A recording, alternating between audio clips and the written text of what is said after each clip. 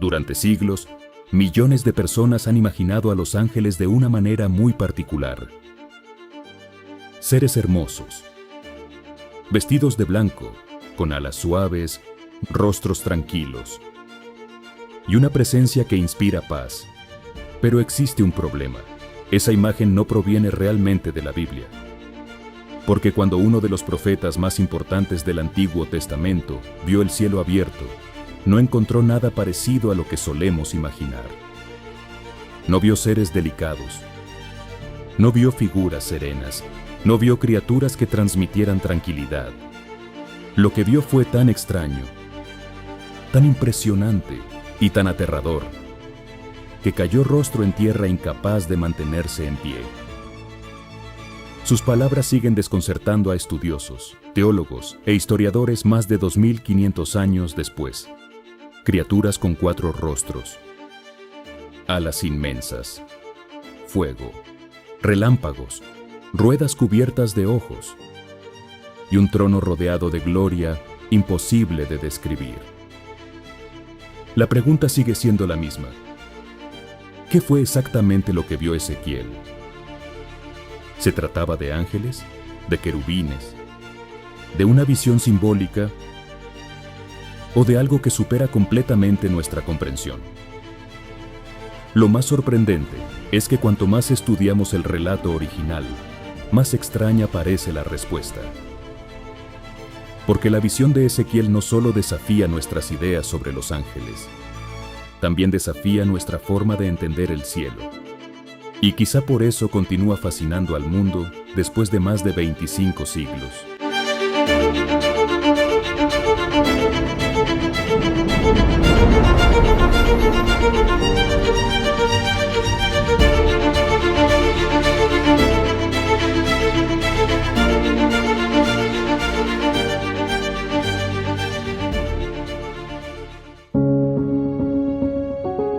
Para comprender lo que ocurrió aquel día, debemos viajar hasta el siglo VI a.C. Jerusalén atraviesa una de las peores crisis de toda su historia. El poderoso imperio babilónico se ha convertido en la fuerza dominante del mundo antiguo. Nación tras nación cae bajo su control. Y finalmente llega el turno de Judá. Los ejércitos de Babilonia avanzan sobre Jerusalén. La ciudad es derrotada. Miles de personas son capturadas. Familias enteras son separadas. Y una gran parte de la población es llevada al exilio. Entre aquellos exiliados se encuentra un joven sacerdote llamado Ezequiel. Hasta ese momento su vida parecía tener un destino claro. Había sido preparado para servir en el templo de Jerusalén. Todo su futuro giraba alrededor de ese propósito. Cada enseñanza, cada oración, cada sacrificio, todo estaba orientado hacia el servicio en la casa de Dios. Pero ahora se encuentra lejos de todo, lejos de su tierra, lejos de sus amigos, lejos de su familia, lejos del templo. Y para muchos judíos aquello representaba una tragedia espiritual. Porque el templo era mucho más que un edificio. Era el lugar donde Dios había prometido manifestar su presencia. Era el corazón de la nación. Era el símbolo de la alianza entre Dios y su pueblo. Si estaban lejos del templo, ¿significaba eso que también estaban lejos de Dios? La pregunta comenzó a extenderse entre los exiliados. ¿Había sido derrotado el Dios de Israel? ¿Los había abandonado? Habían terminado sus promesas. Muchos comenzaron a perder la esperanza. Muchos pensaron que todo estaba perdido. Pero entonces ocurrió algo extraordinario, algo que cambiaría la historia para siempre. A la edad de 30 años, junto al río Quebar en Babilonia, Ezequiel tuvo una experiencia imposible. Los cielos se abrieron y comenzó una de las visiones más impresionantes de toda la Biblia. Lo primero que llamó su atención fue una tormenta. Pero no era una tormenta común. no era una nube oscura moviéndose por el horizonte. Era algo completamente diferente. Desde el norte apareció una inmensa masa de nubes, una nube gigantesca, envuelta en fuego, rodeada por relámpagos, brillando con una intensidad sobrenatural. Ezequiel observó cómo aquella visión avanzaba lentamente hacia él. Y cuanto más se acercaba, más inquietante se volvía. La nube parecía contener algo en su interior, algo que emitía un resplandor semejante al metal fundido, como si una enorme forja celestial estuviera ardiendo dentro de ella. Desde los primeros momentos, Ezequiel comprende que aquello no es un fenómeno natural. Algo sobrenatural se aproxima, algo procedente del cielo. Y entonces sucede. En medio del fuego comienzan a aparecer figuras. 4 figuras. 4 seres vivientes. A primera vista poseen forma humana, pero basta observarlos unos segundos para comprender que no pertenecen a este mundo. Cada uno tiene 4 rostros. No 1, 4. Un rostro humano, un rostro de león, un rostro de toro y un rostro de águila, todos presentes al mismo tiempo, todos mirando en diferentes direcciones. La imagen resulta difícil de imaginar. Y probablemente esa sea una de las razones por las que tantas representaciones modernas intentan simplificar la visión. Pero Ezequiel insiste en los detalles. No está describiendo una criatura simbólica cualquiera. Está relatando exactamente lo que cree haber visto. Seres con múltiples rostros. Seres capaces de observar simultáneamente cada dirección. Seres cuya apariencia desafía toda lógica humana. Pero eso no es todo. También poseen 4 alas. 2 de ellas se extienden hacia los lados. Y 2 cubren sus cuerpos. Sus piernas son rectas. Ezequiel observa fascinado, pero también aterrado, porque cuanto más contempla aquellas criaturas, más evidente resulta que no pertenecen al mundo humano. Algunos estudiosos han intentado explicar el significado de los 4 rostros, y sus interpretaciones son fascinantes. El rostro humano representaría la inteligencia y la razón. El león simbolizaría la fuerza y la autoridad. El toro representaría el poder y el servicio, y el águila simbolizaría la majestuosidad y el dominio de los cielos. En conjunto parecen representar lo mejor y más poderoso de toda la creación. Como si estos seres reflejaran diferentes aspectos del universo creado por Dios. Pero para Ezequiel, aquello no era una lección teológica. Era una experiencia real. Era algo que estaba viendo con sus propios ojos. Algo tan extraordinario que incluso las palabras resultaban insuficientes. Y la visión estaba apenas comenzando. Porque junto a aquellas criaturas aparecería algo aún más extraño. Algo que durante siglos ha provocado debates, teorías y especulaciones. Algo tan misterioso que algunas personas llegarían a afirmar que Ezequiel había visto una máquina imposible. Una tecnología desconocida, o incluso una nave procedente de otro mundo. Pero antes de llegar a ese punto, debemos comprender quiénes eran realmente estas criaturas.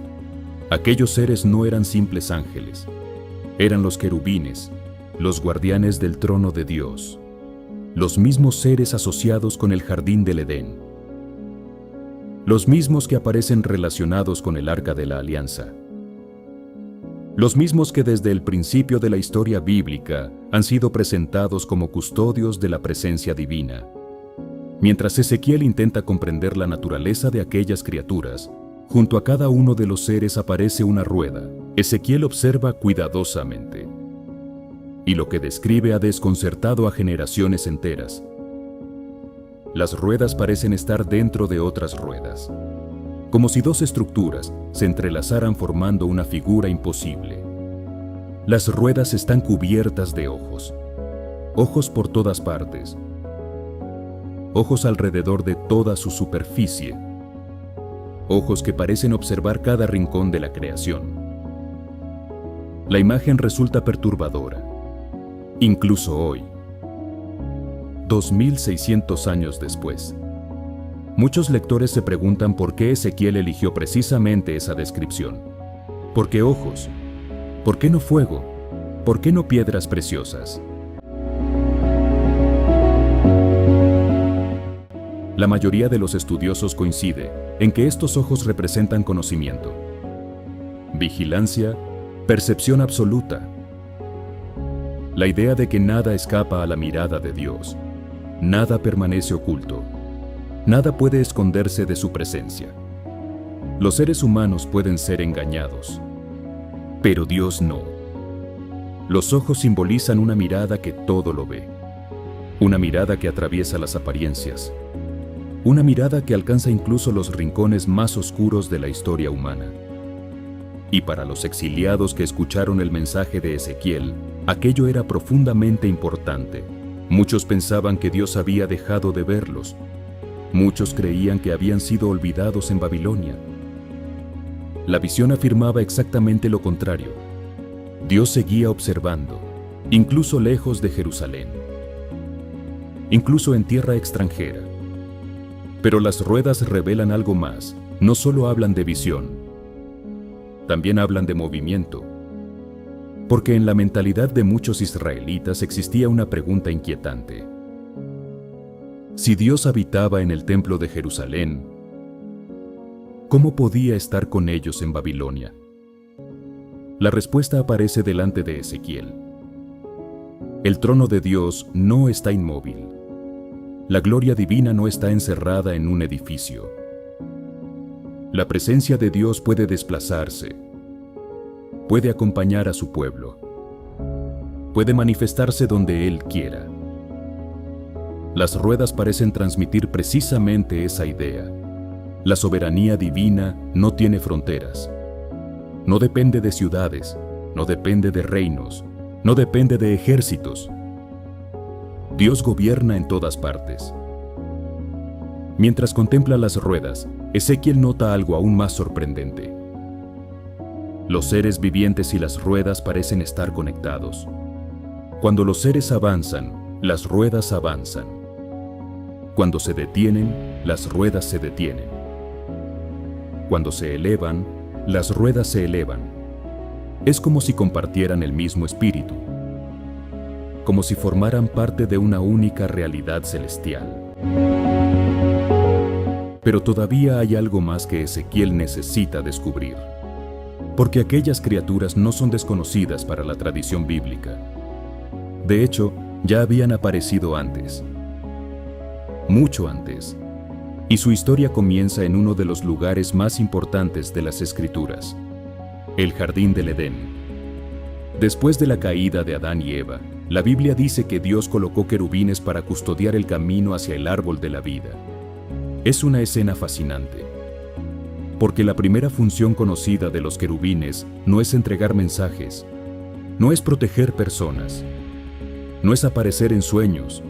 Su primera función es custodiar la presencia divina, vigilar un lugar sagrado, proteger aquello que pertenece exclusivamente a Dios. Más adelante, vuelven a aparecer, esta vez en el tabernáculo de Moisés, y después en el templo de Jerusalén. Dos enormes querubines extendían sus alas sobre el lugar santísimo, el espacio más sagrado de toda la nación, el lugar donde se manifestaba la presencia divina. Los querubines siempre aparecen cerca del trono, cerca de la gloria, cerca de la santidad. Por eso resulta tan importante que Ezequiel identifique a estas criaturas como querubines. No son simples habitantes del cielo, son guardianes de la presencia de Dios, y su apariencia refleja precisamente esa función. No fueron creados para parecer adorables, no fueron creados para parecer inofensivos, fueron creados para inspirar reverencia, para recordar que la santidad divina es algo inmensamente poderoso, algo que supera por completo la experiencia humana. Y precisamente cuando la visión alcanza este punto, ocurre algo extraordinario. Sobre las cabezas de los querubines aparece una estructura brillante, una expansión semejante al cristal, un firmamento resplandeciente, una plataforma celestial, y lo que Ezequiel verá sobre ella cambiará completamente el sentido de toda la visión. Porque hasta ahora hemos hablado de criaturas, de ruedas, de fuego, de ojos. Pero ninguna de esas cosas es el verdadero centro de la visión. Todo apunta hacia algo más grande, algo que se encuentra por encima de todo. Algo que hará que Ezequiel caiga rostro en tierra. Algo tan glorioso que incluso los querubines parecen pequeños en comparación. Y es allí, sobre aquel firmamento de cristal, donde aparece el trono. La imagen transmite una sensación de separación, como si existiera una frontera entre el mundo creado y la presencia divina. Y sobre aquella expansión aparece algo que domina toda la visión. Un trono celestial. Era el trono del universo, el símbolo del gobierno supremo de Dios sobre toda la creación. Y sentado sobre ese trono había una figura. Ezequiel tiene dificultades para describirla.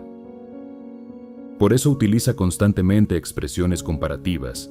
Dice que tenía apariencia semejante a la de un hombre. No afirma haber visto a Dios directamente. Afirma haber visto algo parecido.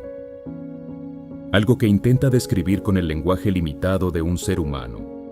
Desde la cintura hacia arriba parecía metal incandescente, como fuego contenido dentro de una figura. Desde la cintura hacia abajo parecía fuego puro, y alrededor de todo había un resplandor extraordinario, una gloria imposible de ignorar. Entonces aparece un detalle profundamente simbólico. Alrededor del trono surge algo semejante a un arco iris. No es una referencia accidental. En la Biblia, el arco iris aparece después del diluvio. Es la señal de la alianza entre Dios y la humanidad. La señal de que el juicio no tiene la última palabra. La señal de que existe misericordia. Incluso en medio de la gloria aterradora de Dios.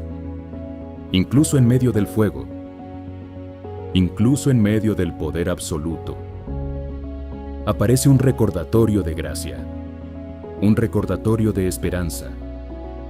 Y cuando Ezequiel contempla todo aquello, comprende algo. La visión nunca trató realmente sobre los querubines. Nunca trató realmente sobre las ruedas. Nunca trató realmente sobre los ojos. Todo conducía a este momento.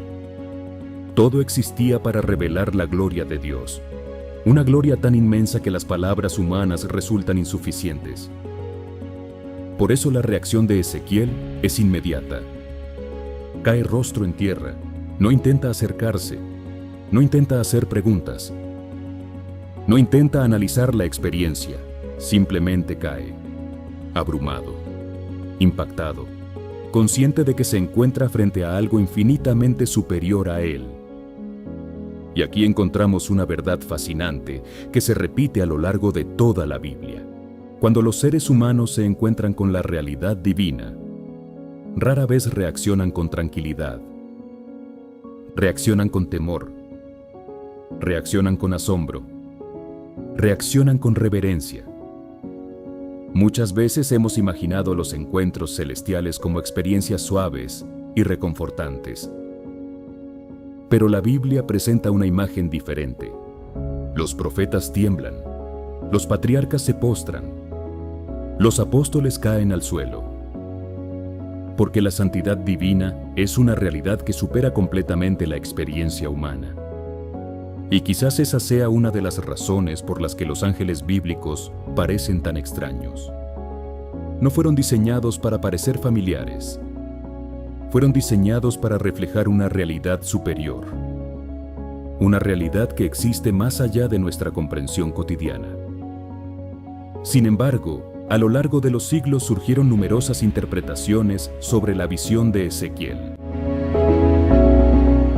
Algunas profundamente teológicas, otras extraordinariamente imaginativas, y una de ellas se volvió especialmente popular durante el siglo XX. La teoría de los ovnis. Todo comenzó cuando algunos autores observaron ciertos detalles del relato.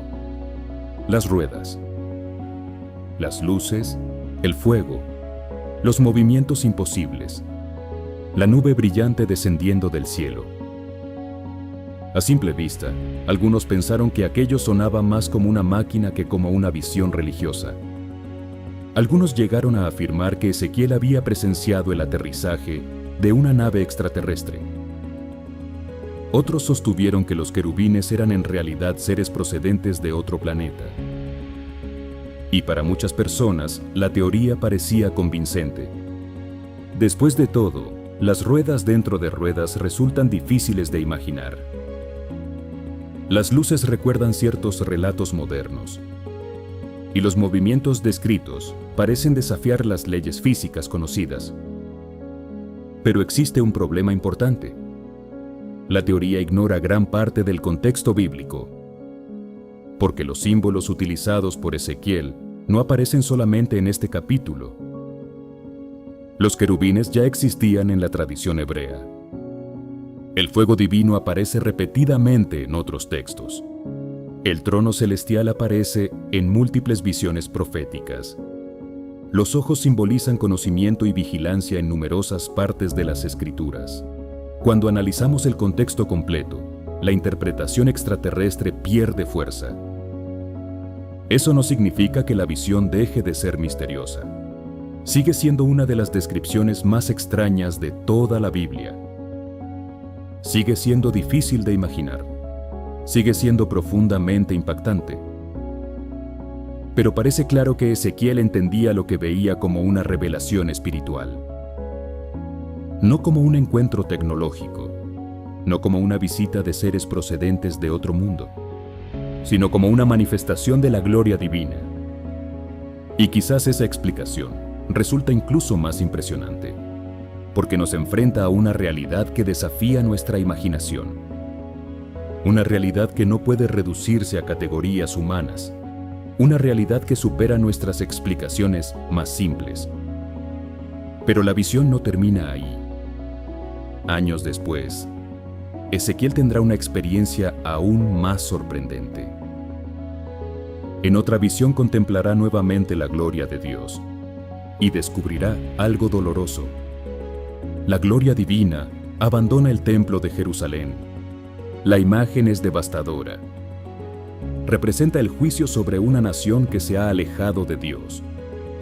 Pero incluso allí aparece una esperanza. Porque la gloria que abandona Jerusalén no desaparece. Sigue siendo soberana.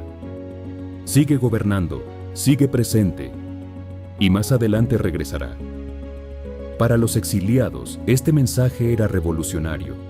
Dios no estaba derrotado. Dios no había sido expulsado de su trono. Dios seguía reinando sobre todas las naciones, incluso sobre Babilonia, incluso sobre los imperios más poderosos del mundo, incluso sobre los acontecimientos que parecían fuera de control. Y tal vez esa sea la enseñanza más importante de toda la visión, porque es fácil perderse en los detalles extraordinarios. Es fácil concentrarse en las criaturas, en los rostros, en las alas, en las ruedas, en los ojos. Pero el mensaje central es otro. Dios sigue reinando, incluso cuando todo parece perdido, incluso cuando las circunstancias parecen demostrar lo contrario, incluso cuando el sufrimiento parece tener la última palabra. Ese era el mensaje para los exiliados, y sigue siendo un mensaje poderoso hoy, porque todos atravesamos momentos de incertidumbre, momentos en los que sentimos que hemos sido abandonados, momentos en los que parece que el caos domina nuestra vida, momentos en los que las preguntas son más numerosas que las respuestas. La visión de Ezequiel nos recuerda que existe una realidad más grande. una realidad que opera más allá de lo que podemos ver. Una realidad en la que Dios continúa gobernando. Y quizá por eso esta historia sigue fascinando a millones de personas. No solo por sus criaturas extrañas, no solo por sus símbolos misteriosos, no solo por las teorías que ha inspirado, sino porque detrás de todo ello existe una pregunta profundamente humana. ¿Qué hay más allá de lo que vemos? ¿Qué realidad se encuentra detrás del mundo cotidiano? ¿Qué ocurre más allá de nuestra comprensión? Ezequiel intentó responder esas preguntas, y lo hizo utilizando las únicas palabras que tenía disponibles.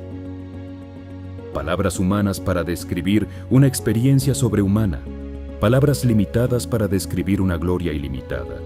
Y aunque jamás podremos saber exactamente cómo fue aquella visión, sí podemos comprender el impacto que produjo. Transformó la vida de Ezequiel. Moldeó su ministerio. Influyó en generaciones enteras. Y continúa despertando asombro más de 2500 años después.